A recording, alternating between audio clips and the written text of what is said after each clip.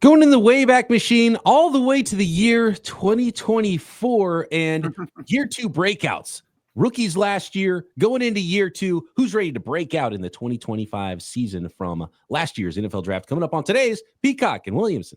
NFL analyst Brian Peacock and former NFL scout Matt Williamson bring you expert NFL analysis every day in less than 30 minutes. Get an inside look at the NFL on the field and in the front office with elite breakdowns to next-level analysis and in-depth information only for the real NFL fans. This is Peacock and Williamson, and it starts now.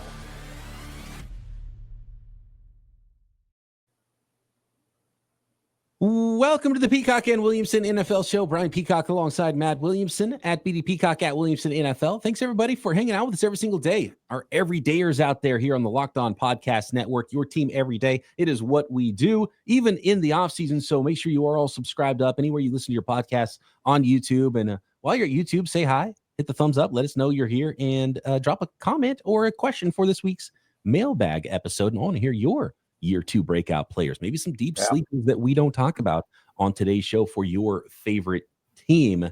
And really my big takeaway looking at this class, and we kind of did a review of the first round, so we don't have to spend a lot of time on the first rounders. And there's so many beyond the first round I want to talk about.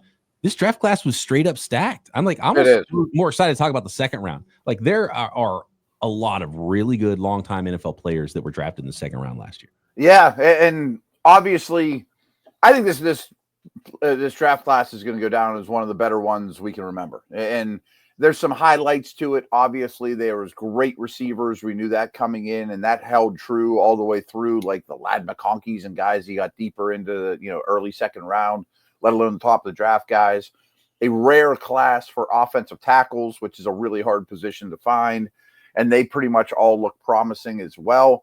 And of course, 6 quarterbacks taken in the first 12 picks. I mean, I don't think we have to spend a lot of time breaking down Bo Nix and Drake May and Caleb Williams as breakout guys. We have, but there's a lot of other guys here too. I mean, more so than the one from 2023. Every time I just look at this draft class, I'm like, this class is awesome. I mean, I didn't even put Brian Thomas on my list because he's broke out already. I have no doubts he's going to be great, And there was nothing disastrous from any of the quarterbacks. And right. And you'd think somebody really just fell on their face and looked like some of these guys either didn't play a lot or had a rough go. And Drake May was on a bad team. And, Caleb Williams, there's a lot to work on. But Caleb Williams, when you just look at the raw stats and when we did our revisit of just the first round, so we don't have to spend a lot of time on this. Go back to our podcast from a couple weeks ago where we kind of broke down the first round completely from the 2024 draft, looking back after their rookie years. I mean, I think all these teams are happy and excited about the quarterback that they drafted, all 6 of them. Yeah. And again, someone will fall off. They're not all going to be hits, but right. They're all promising right now. That's for sure. I mean, a lot of people, including myself, kind of raised an eyebrow at, you're going to take Bo Nix with the 12th pick? I thought he was a early day 2 guy. They're thrilled with it. They should be.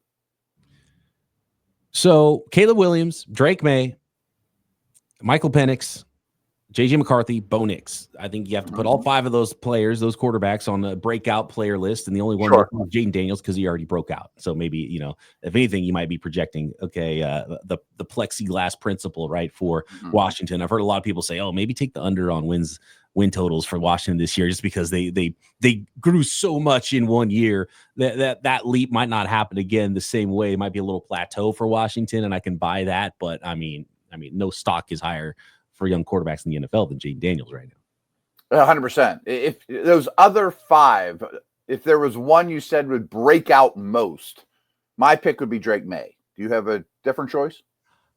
I actually really like JJ McCarthy. And we didn't see enough of him, but he looked really good right away early in camp and preseason before he got hurt. And, the pathway is there, and I think they can really coach him up over there. He's got talent around him to throw the football to. So I just like the situation he's in better than Drake May. And I think he's underrated for how just physically talented he is too. Okay. That's a good one. Athletic. Yeah. So you're thinking he's going to be a tier 3 quarterback this year, which would be a success. I don't mean that in a negative way. Oh no, absolutely. Yeah. Cause he's taken a regular season snap. Yeah, right. Exactly. You'll take that in his first year starting. No doubt. The first I round. do have some other first rounders, but I tried to concentrate later in the round. Yeah. So yeah, who are the first round guys that I just want to put one name out there. My favorite, just kind of breakout guy who we're talking about different is probably Chop Robinson, because it was a little bit late in the year. He kind of had a late rookie breakout, a full season of him, like double-digit sack guy in Miami. He's electric coming off the edge. Good one. Has a ton of ability. So I'd probably drop him there, and then maybe end of round one, Ricky Pearsall, just because opportunity to potentially be a starting wide receiver in Kyle Shanahan's offense. And, he might not be the most prototype height, weight specimen, downfield guy. Not an amazing yak guy, but he can flat out get open and has natural hands catching the football. Really nice fit for Kyle Shanahan's offense. So those are kind of my two big breakouts that aren't household names yet, but could be. I had Pearsall on my list. I think he's another guy I picked up in dynasty leagues left and right, because people are, you're kind of down on him. I don't know why. I mean, I think he's a great pickup right now. I didn't put one quick thing. The injury stuff with Pearsall, just minor. Yeah. Hold a gunshot wound against him. A shot in the chest. He was already hurt in camp last year before that. Right. So got a little slow start to, didn't play in the preseason. And similarly, now he's got like a hamstring. This kind of, it's like, I know. Yeah. Skinny guy. You worry that maybe the physical rigors of the NFL might be too much for a guy, but he's tough. He'll go over the middle. He just doesn't have a lot of place range. I 100% get that. And I guess that is the biggest concern, but he gets open. I just want to brush over my first rounders real quick. I didn't put Chop Robinson on because I think the end of last season, he kind of confirmed that he broke out, Yeah, he had 6 sacks, and that was that the most in the class? I bet. No, 8.5, Braden Fisk. Oh, Fisk. Okay. I was thinking the first. Speaking of those second round, I just love the second round of this draft. I like all these tackles, but I think Alt, Latham, and Faltanu from the Steelers are all going to be really, really high-end players. A guy I mentioned as a breakout on the show we did recently is Murphy with the Seattle. I think he's going to be maybe a Pro Bowler this year. We talked about Latu on the Colts podcast we did, and I expect more from him. Not that the first year was bad, but he was my favorite edge of the group. But the guy I want to talk about most about in the first round is I think Nate Wiggins is really going to be a star too. I mean, he's really came on strong. I mean, people remember that Ravens defense was pretty rough and a lot of blown coverages, things like that, until about week 12 or so. And from that point on, he was pretty awesome. Long, fast, man coverage guy. I think Wiggins is going to be a top 5-ish corner. Love that one. And kind of in the sense that Chop Robinson broke out late. It kind of already happened. The national spotlight, I think you'll kind of realize how good those two guys are. Super talented, Wiggins didn't have the numbers to prove it, so I don't know if everyone realized it, Yes, exactly. A full season of that, and then you really start to see it. So love those from late round one. And, I mean, the talent continued into round two. I know you want to bring up Ladd McConkey. I mean, he was I didn't even write him down. He's too good. He's like Brian Thomas. Yeah, 1,200-yard receiver with 7 touchdowns. As fourth pick in the draft. He didn't make the list. He's too good. Again, he's another guy kind of similar to Pearsall. Like, dude gets open, natural hands, just some natural ability. Injuries, stereotype. He's not the biggest guy, playing in the trees as a slot guy. You worry that longevity and injuries could be something that would slow him down, but his ability is not going to. And they both get stereotyped a little bit as slot onlys. They can do everything. They're just get open guys. I mean, they're really technical, sound, and explosive. You put them in the slot for the matchups, but they can win outside there. They can do both. Yeah, absolutely. Next, I want to save a full round 2 pretty good for round 2, because there's a ton of round 2 players that have a ton of talent that I'm excited to talk about. Some really good breakout players, and my favorite breakout player actually for this entire season from this draft class in the second round of this draft coming up next. This episode of Peacock Williamson is brought to you by Monarch Money, monarchmoney.com. Use code LOCKEDONNFL. You get 50% off your first year. More on that offer, because Monarch Money is so important, so helpful. It's not just a budgeting app. It's a complete financial command center. You can track everything with Monarch Money. All of your accounts, investment accounts, all of your spending, everything all in one place. So you stop just managing your money and you start building wealth. So you stop doing that thing where you check your bank account and you're like, where did all the money go? Right. Tons of insights. You realize how much you're spending on food delivery, coffee, dining out, online shopping, entertainment. It's really easy to lose track, and that's where Monarch Money comes in. It's your personal CFO giving you full visibility and control over your finances. And my favorite part is the easy collaboration, managing money with your partner. Smoother than ever. Track shared accounts, personal accounts, set goals, and stay on the same page without the stress. So take control of your finances with Monarch Money. Use code LOCKEDONNFL at monarchmoney.com for 50% off your first year. That's monarchmoney.com, code LOCKEDONNFL for half off your first year.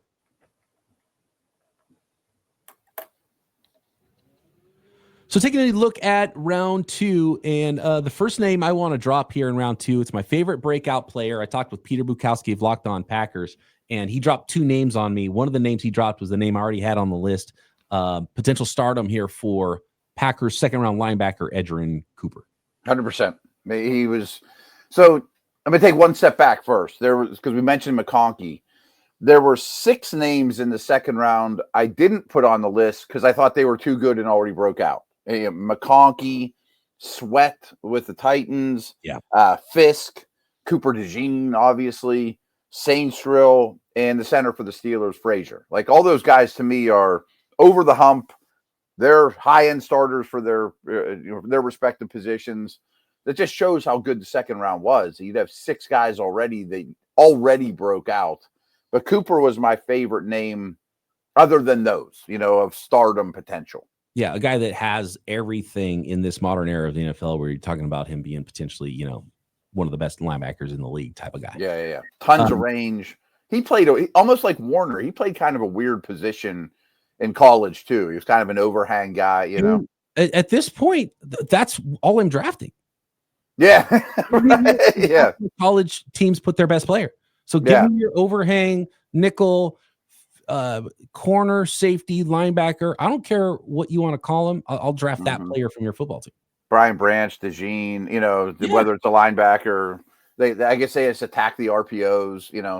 That's where the game's played to college level. So your best defensive player, you just put there. It's like your best flag football kid. You just put a running back and give him the ball. Right, exactly. I think it's fascinating too because Tavondre Sweat was an interesting evaluation if you remember from last year's draft. I didn't like him at all. Big red flags. It was 370 pounds, right, or whatever it was. Huge. And people were surprised he went that early because there were so many red flags, and a lot of people want to stay away from him. And then you saw him play, and it's like, yeah, he's that guy that he was, in his career at Texas. He's not going to give you a bunch of sacks, but he can push the pocket and affect the passing game, even though he's a monster, space eater on the inside, and couldn't be any more different than Braden Fisk, who's a terrible run defender, but kind of been used in that 3-4 defensive end role, and is just relentless pass rusher, led all rookies in sacks last year. Yeah, those guys already broke out. I agree. And speaking of D tackles, Newton was my earliest guy from the round 2 that I think he'll get a major opportunity with Washington. I think the only reason he fell out of the first round were some injury concerns on draft day, but I think he's fine now. I think with Newton too, I really like him to break out. I'm a little worried because even when he got on the field, it wasn't spectacular for him last year, and they spent like kind of too much money, I thought, on Javon Kinlaw as a free agent. I thought so too. They already had Deron Payne, so it's like, are they telling us something about DeJohnny Newton? So that opened my eyes a little bit. A little bit of a red flag, yeah. I mean, there's a million reasons why Johnny Newton was not going to have a good rookie season, and he had the foot injury, and I think he had surgery on his foot, right? And so he missed everything. Like, he wasn't even able to work out pre-draft really well, and he wasn't healthy enough to start playing until the season already started. And so there's every reason to believe he'll be in much better shape and just a different football player physically and ready for NFL rigors in his second year than he was as a rookie. So I just loved his tape. I think he's such a great penetrator. I think, he did get a couple of sacks. So I absolutely have Johnny Newton on my list. But you're right. He's far from out of the woods. Like some of these guys, you can already check the box. Like, they broke out. You could still see a path where there's some signs that make you a little concerned, but I love this tape. Jackson Powers Johnson, good one. 44th pick, Las Vegas Raiders, played guard early, and it's hard for a rookie to come in and just be a center right away. But now he's starting center. There's a lot of good tape there. He's a monster of a dude, and I think he's gonna be really good for a long time for the Raiders. Yeah, a lot of centers in this class. I think everyone's aware of Frazier and Barton, but There's a couple on my list late too. So there ended up being like 6 or 7 starting centers in this class, not just the top 3. End of round 2, an interesting run on offensive linemen and offensive tackles in particular. I love Patrick Paul as a breakout player now, and the door's wide open for him.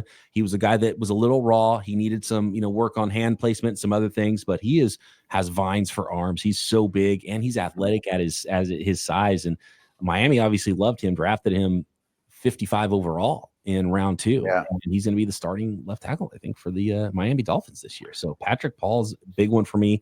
Blake Fisher, Armstead successor, that right? Yeah, So, and Blake Fisher, similarly with the Houston Texans, he's going to be he's going to be expected to be a starting right tackle for them, right, this year. Yep. And then Roger Rosengarten, kind of trial by fire last year. He earned the opportunity to be on the field early in his rookie career. There was some good and there was some bad. He was the 62nd pick in the draft, and Baltimore actually said no to Kansas City's trades because Kansas City wanted to trade up to get Kingsley Suamataia. And I believe Roger Rosengarten was stolen from the Niners, who wanted him at pick 63. So the Niners traded down 1 spot. Kansas City moved up 1 spot to get Kingsley Suamataia, who was a trial by fire even more so, was starting left tackle day 1 and won the job out of camp. Just because he was the best guy they had, but clearly was not ready. Super raw, 20 years old. Yeah. Now he doesn't have to play left tackle, but he might be their starting left guard. So even though it looked bad for Kingsley, I think there's still breakout potential, but maybe it's just not left tackle for the Chiefs there in year 2. And then the guy the Niners ended up taking with the last pick in round 2, Renardo Green, corner. Charvarius Ward's gone. He looked really good in his rookie year. He's going to be the starting corner across from Diamador Lenore for the 49ers. So a lot of great players, potentially big-time contributors and starters from the second round of this draft. Yeah, you mentioned a lot of names I was going to bring up too. I think Rosengarten got better and better as the season went on. I think he's a plug-and-play right tackle going forward. I think he's out of the woods. And it's interesting, when you pull these drafts up, you kind of remember these things. That end of the second round was all tackles and defensive backs. And Javon Bullard was a name I was going to throw out there. I didn't know if Peter brought him up with the Packers. Cole Bishop, I think they've had great safety play forever. I think that they're counting on him to take a big year 2 step. And I liked Rakestraw a lot with the Lions too. He got banged up, but I think he could do more this year as well. Peter didn't bring up Bullard, but he did bring up a 3rd round player, and I was a little bit surprised. I'd kind of forgotten about him. Running back Marshawn Lloyd, 3rd round pick by the Packers, really? Was the other name he brought up. Yeah, he brought up Cooper and Marshawn Lloyd, which I thought was really interesting. There's definitely opportunity there. And plus, how long is Josh Jacobs going to be around? Weird rookie year for Lloyd, but he's got a lot of ability too. That's a good one. Would you put Roman Wilson on this list? Maybe. He's small, but I think they're going to trade for a receiver, and Austin and Wilson will end up being the 3 and 4, probably Austin ahead of them. But people are kind of not counting on it. He's out of sight, out of mind, and I don't think he should be. I think he'll very much be in the mix as a true slot. Could you write a story where he's their second best receiver this year? If they don't trade for one, potentially, but that story would be a little hard to believe. Okay, a little far-fetched with that story. But he's impressive. He's really good in OTA situation. Let's revisit this when there actually people are beating up on him at training camp and a little more physical. He's pretty small. But he plays with a physical. He does. Style. So block and Harbaugh and run the game. He goes over the middle. A real high percent of his catches are for first downs, in breaking routes. But I want to see him do it at the next level. But no, I'm still optimistic about him. And I don't know how Steelers fans feel about this, but I'm like, I would kind of rather see Roman Wilson out there than Robert Woods, to be honest with you. Oh yeah, I hope Woods doesn't make the team. To be honest with you, you probably have to bring in a guy if that's the case, though. Yeah, probably. I have some other guys in that neighborhood. Kalen Bullock may have already broke out. But that was the name. That was okay. the name dropped on me by the Locked On Texans hosts. Kalen Bullock is the guy they're really excited about him at safety. And he was actually already I was surprised. He was number 8 in defensive rookie of the year voting last year. Wow. No, I didn't love him coming out of USC. I thought he was very finessey, didn't want to stick his nose in there, more of a free. But that defense is so nasty and aggressive. It's like, you better be nasty and aggressive or you're not sticking around. And I think he's changed his tune. Before we move on to round 4, 5, 6, 7 of last year's NFL draft, are there any players in round 3 here you want to highlight? Bullock was one. Tyke Smith for the Bucks is kind of that undersized safety slot, tough guy, near the line of scrimmage guy. I forgot to scroll down. So there was actually 2 more names in this third round. Me too. Yeah. That were, that some Locked On hosts were very excited about coming into this year. Tyke Smith was one of them for the Buccaneers. Yeah. Okay. Absolutely. He was one of those guys. And the other one is Jalyx Hunt. Good one too. I overlooked him. I mean, the Super Bowl and playoff run showed that what a weird prospect he is, but he went to the right team. Let's just put it that way. Yeah, and he only had 1.5 sacks last year, but he was the guy that they went to instead of Bryce Huff in the Super Bowl. Yes, absolutely. Yeah. And he is a super athlete. I mean, former safety and wide receiver. Christian, small school, he's the definition of we're going to take a shot at a athlete, insane athlete, super raw. He was playing safety at Houston. I know, it's crazy. Now he's defensive end in the NFL for the Philadelphia. 44-inch vertical and great. My last one is homer pick here. Peyton Wilson's going to be a really good player. Oh. And now he's a full-time player. Landon Roberts is gone. Roberts used to be the base guy, and Wilson was only in there and sub-package stuff. Now he's going to be the every down linebacker on purpose. He's going to be a good player. And so his thing was just stay healthy. We already know he's absolutely right. And so cross your fingers. So far, he's been healthy. So far, he's healthy, right? He's got kind of a weird body type. He's very tall. He's got short arms. Mm-hmm. That might have turned people off too, but it was all health. He played like a first-round guy at NC State. Moving on to day 3 of last year's NFL draft, who are some other sleeper players that might be ready to break out in year 2 of their NFL careers in the 2025 season? Next.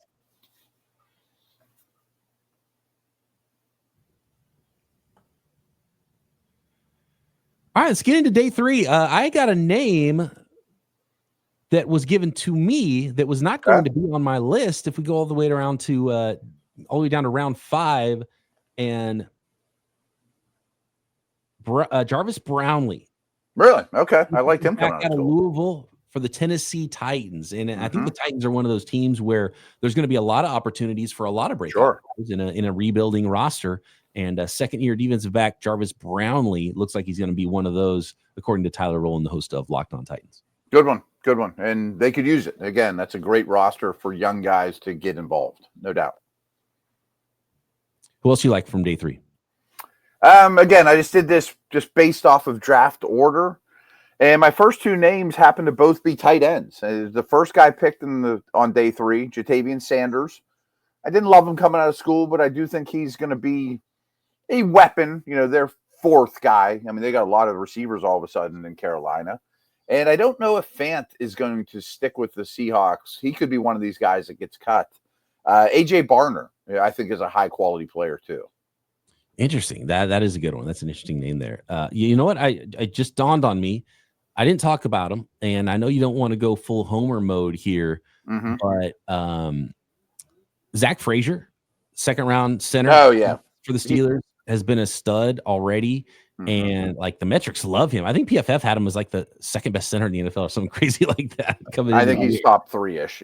Yeah, wrestling background, leverage monster, and he's been everything that they had hoped for immediately. Such a crazy center draft. So I just wanted to highlight him. I think you mentioned his name, but I just want to highlight him a little more. Yeah, I did put him on because I think he's out of the woods. Barton, Jackson Powers Johnson, Zach Frazier, they all from the same draft might be top 5 NFL centers this year. Yeah, they absolutely could be. And since we're in this neighborhood, Mason McCormick was pretty darn good as a rookie too. He got when Daniels got hurt, he got thrown in right next to Frazier. He's going to be a solid starting guard too. Yeah, he was frustrating because I thought he was a player that could play center, and then the Steelers snapped him up, so now he can't be a center for another team, but maybe he'll be a guard for the Steelers for a long time. Yeah, I think that's a good pairing for the next 10 years. I'll be homer for a second. I was blown away by how good Malik Mustafa, he's on my list, first-round pick for the 49ers, and third-round guard Dominic Puni were right away. Just starters out of the gate for the San Francisco 49ers. The Niners were able to let starters go at those positions, guard and safety, in the offseason, and get pretty big time contracts. In fact, both players went to the Denver Broncos on some big deals, by the way. And Pooney's awesome. Again, kind of like Zach Frazier's one of those guys where he was a darling for PFF and was just good out of the gate. He's going to be a long-time starter in the middle. Malik Mustafa will thump you. And he actually got a little dinged up and got hurt in the final game of the season. So he's on the shelf a little bit right now. But Malik Mustafa is a long-time starter with the 49ers, a strong safety, athleticism, will come up and hit you. Really fun player. Great one. And I'm sitting here looking at this. I'm not even going to bring up Bucky Irving, but he's out of the woods. I mean, he's a second-round fantasy pick too, like guys in this neighborhood. So another running back I was just going to mention, there's been some rumors that Breece Hall could get moved or might not get a long-term extension. And I think they're pretty high on Braylon Allen. I mean, he was uncommonly young when he came out, but he flashed already. I think he's going to be a good player. Spencer Rattler? Wow. Maybe. No, that was a question, not a statement, Matt. No, okay. Question mark at the end of that. Is Spencer Rattler potentially a breakout guy for the Saints? Yeah, it sure seems like everyone's just assuming that Shuck's going to be the starter, and that might be a little premature. I was shocked that Rattler fell to the 5th round, to be honest. I thought he might go in like the 3rd. Yeah, I'd go Shuck on that one too. Yeah. It might not be week 1, but I think it'll happen. Do you have many more day 3 guys? I got a handful of names. You mentioned Cedric Tillman on yesterday's show. Jamari Thrash is an interesting player for me for the Browns in round 5. They're just, it's a weird team. There might be some interesting opportunities there. Okay. Player that good one could potentially make some noise in year 2. I have another receiver in that neighborhood too, is Malik Washington with Miami, especially if Tyreek happens to get moved. He's a shifty, smaller, tough guy. I liked him a lot coming out of school too. So I love that one. He's one of those players where this was such a deep wide receiver draft. I think he's the 3rd round pick a lot of years. Great. That's a great way of putting it. He went like the 6th round, didn't he? Yes. There might have been a minor injury with him that helped push him down, because there's no way Malik Washington should have gone as late as he did. 6th rounder, 184th overall. Yeah. Really good athlete, catch and run stuff. Perfect for that offense too. So opportunity is probably the big thing for him. Yep. A couple other ones I got here. Chargers fans will know him, but Tarheeb Still, the defensive back out of Maryland, had a pretty darn good rookie year, and I think they're counting on him as a long-term starter. So I just want people to be aware of him. I think the same is true. I mentioned about the center draft. Bo Limmer is going to be the Rams' starting center. I mean, he grabbed that job at the end of the year and did quite well with it. I thought he was going to be too undersized. And speaking of centers, with the Ragnow retirement, Christian Mahogany is either going to be a guard in Zeitler's spot or a center in Ragnow's spot. And he had some injury stuff coming out, but big pile mover type out of Boston College. Yeah, and they need to figure that out real quick. Yeah. Real quick. Ragnow is such a good player and such an important part of that offensive line, I think, and a lot of their success. Absolutely. So they did draft 2 interior linemen, but I think Mahogany was pigeonholed to be Zeitler's replacement, but he also played center at Boston College too. So not a really good draft class. I mean, phenomenal. There's so many positions that were so deep. Offensive line, both tackles and interior guys. Yeah. There's a lot of good defensive linemen, even though there wasn't a defensive player selected in the first half of the first round, right? When did Verse the first? No, Latu was the first. Latu was first, but 16, 18? Yeah, I'm going to scroll up because it took a long time. Latu was 15. Tons of good defensive backs. Just an unbelievable amount of wide receivers and 6 quarterbacks. None of them fell on their face. Yeah. And you mentioned, I mean, it's a rare tackle draft, but it might go down as like the best center draft in history. I mean, if Frazier, Barton, and Powers Johnson are all like top 8 players at the position, and you get 3 more starters at center, that's crazy. No one talks about those things. You know what? I have a question for you. We have a minute left here in this episode. Center is such a valuable position in the NFL, but NFL teams don't draft them or pay him. Or they kind of pay him a little bit, but like we talked about looking back at the 5th-year options, right? And the Baltimore Ravens, you couldn't ask for more than what they got from a first-round center that don't pick up the fifth-year option because contractually it doesn't make sense. Mm-hmm. And why does the league not put a premium on? I would, to be honest with you, I think centers might be more valuable than guards. Oh, I think so. And I think they're one of the more underrated positions in the whole league. So this may even be a whole podcast, but I have a theory, and it's paid off pretty well in the betting markets, that if a team loses their starting center, I'm betting against them next week, whatever the spread, with the spread. You know, like I just think they're that important that it doesn't move the line. Yeah. It doesn't move the spread much, and people don't think about it. But if you lose your starting center, I think you got issues. And in a way, I'm the wrong person to ask because, trust me, Pittsburgh is all about centers. I mean, Webster, Dawson, both Hall of Famers, Jeff Hardings, Pouncey. And then there was a 3-year stretch there or so between Pouncey and Frazier where this city just lost their mind. They're like, no, you better take one in the first round. Where's the center at? I mean, I would get asked 5 times a day. Well, you don't have a center. You can't do anything, you know. Now they got a guy, Frazier, for the next 10 years. Now they're good, right? Yeah. That nightmare is over.